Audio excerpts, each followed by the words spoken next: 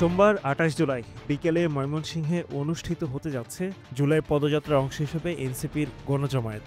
Mymensingh town hall চত্বরে এই গণজমায়েতকে কেন্দ্র করে এরই মধ্যে মঞ্চ তৈরি সহ সকল আনুষ্ঠানিকতা শেষ করেছে স্থানীয় এনসিপি নেতাকর্মীরা। জমায়েতের আগে এনসিপির কেন্দ্রীয় নেতৃবৃন্দ জুলাই শহীদদের কবর জিয়ারত ও শহীদ সাগর চত্বরে শ্রদ্ধা জানানোর কর্মসূচি পালন করবেন বলে জানা গেছে।